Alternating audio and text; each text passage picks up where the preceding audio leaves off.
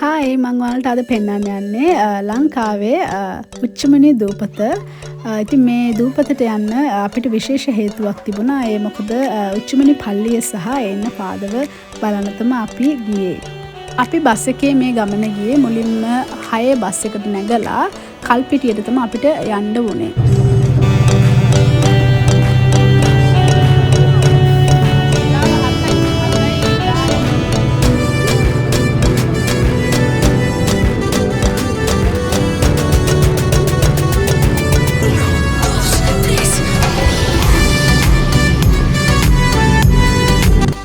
අපි කල්පිටියෙන් බැහැපු ගමන්ම උදේ කෑම කන්න තමයි ලෑස්ති වුණේ. මොකද හැමෝටම ගොඩක් බඩගිනි නිසා. ඉතින් අපි ඉදියාප්ප ගත්තා. ඒ වගේම බත් පිට්ටු ගත්තා.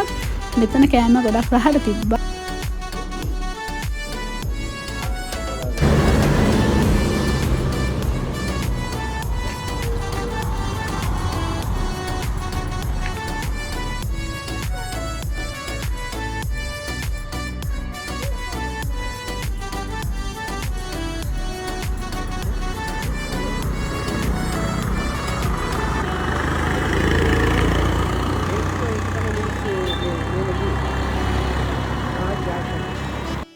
ඊට පස්සේ අපි ත්‍රීවිල් එකකින් බෝට්ටුව නවත්තලා තිබ්බ තැනට ආවා. මොකද බෝට්ටුවෙන් තමයි උච්චමුණේ කියන දූපතට යන්න පුළුවන්.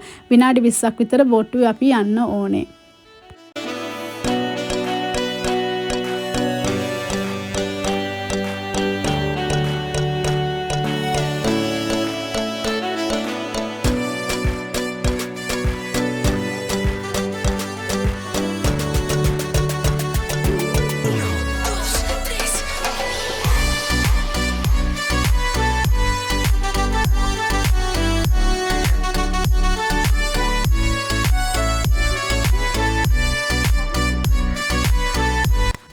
අපේ බෝට්ටුව එන්න පොඩ්ඩක් වෙලා ගියේ හින්දා අපි ඔය වටේ පොඩ්ඩක් කැරකුණා. ඉතින් මේ කට්ට කරවල වේලෙන්න දානවා.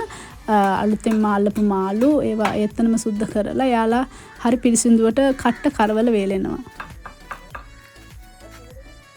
මේ මොන මාළුද?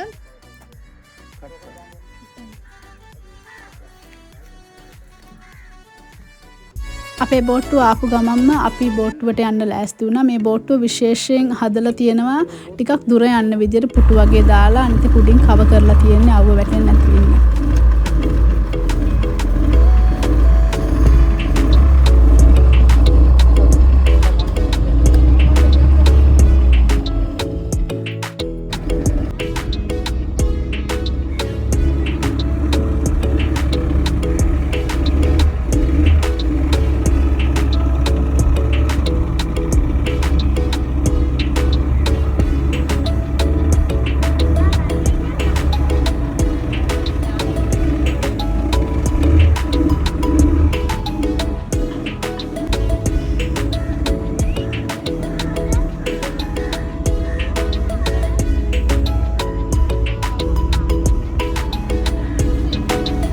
ඉතින් මේක ප්ලෑන් කරලා ගිය ගමනක් නෙමේ.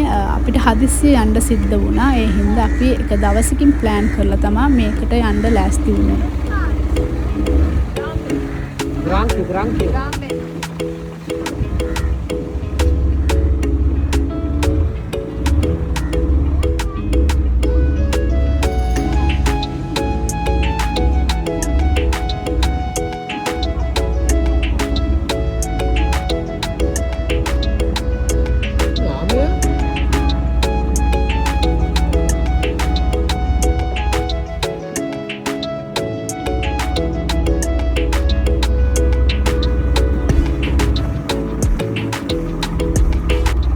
ඉතින් අපි මේ යන්නේ කලපුවේ. ලොකු කලපුවක් මේක. මුහුද වගේ ලොකුයි. ඉතින් මේකේ පොඩ්ඩක් දුර යද්දී පොඩ්ඩක් රැල්ලක් තිබුණා. ඔයාලට බලා ගන්න පුළුවන් වීඩියෝ එක ඉවරනකම් බැලුවොත්. මේ අනිත් එක මේ බෝට්ටුව හෙන අයියෙන් යනවා. ඔය ටික මාරු වුණාට පස්සේ.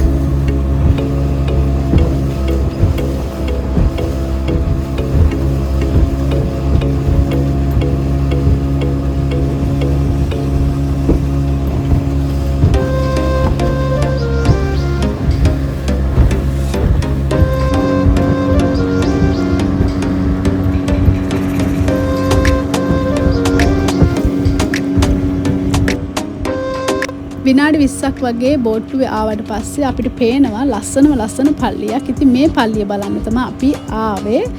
ලස්සනට හදලා තිබ්බා මේ පල්ලිය.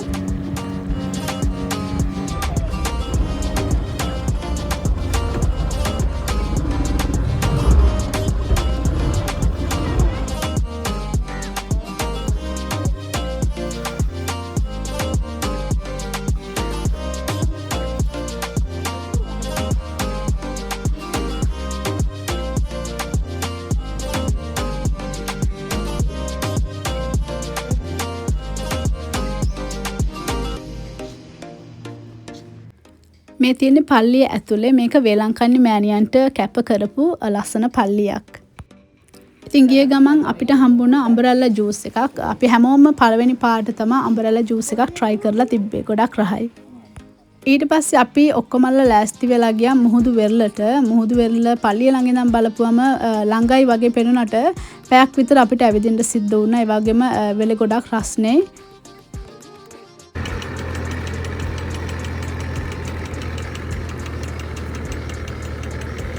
මම ඊළඟට ඔයාලට පෙන්වන්න යන්නේ මාදල් අදින විදිය. මේක ලංකාවේ සම්ප්‍රදායිකව මාළු අදින එක ක්‍රමයක්. ඉතින් මමත් පළවෙනි වතාවට තමයි ළඟට ගිහිල්ලා මාදල් අදින විදිය බලන්නේ. මම දැකලා තියෙන ගොඩක් වෙලාවට ඉරණවිල හලාවත ඉරණවිල පාරේ මාදල් අදිනවා. කවදාවත් ළඟට ගිහිල්ලා බලලා නැහැ. ඉතින් මේක ඇත්තටම ගොඩක් ලොකු ඔපචුනිටි එකක්. ළඟට ගිහිල්ලා ඒක කොහොමද කරන්නේ කියලා බලන්න හම්බෙච්ච එක.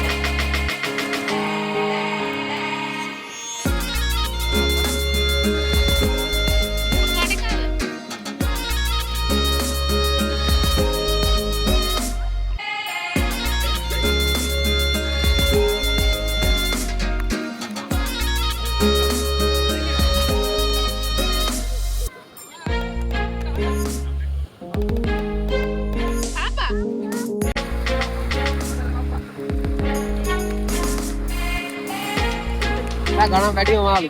මේකක් 80යි. හැබැයි කැමරටත් ආයේ ටොප්පා.